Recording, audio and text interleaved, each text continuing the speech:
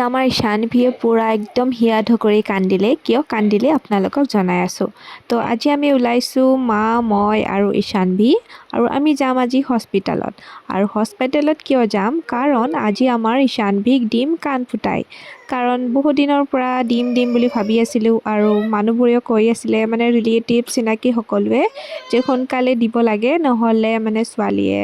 মানে দুখ পাব বুলি আৰু কিছুমানেতো কৈছিল যে এমাহতে দিব লাগে কিন্তু ইমান পানী কেঁচুৱাটোক বাৰু কাণ কেনেকৈ ফুটাই দিওঁ মানে মোৰ মাকৰ মনটো একদমেই নামানিলে তো আজি ভাবিলোঁ কাৰণ দিবতো লাগিবই ছোৱালীৰ জীৱন এয়াই আমাৰ মানে সমাজৰ নিয়ম তো আজি তাইক ঘৰৰ ওচৰতে থকা এখন হস্পিটালত লৈ আহিলোঁ আৰু ঘৰতেও দিয়া মানুহ আছিলে কিন্তু ভাবিলোঁ হস্পিটালেই বেষ্ট হ'ব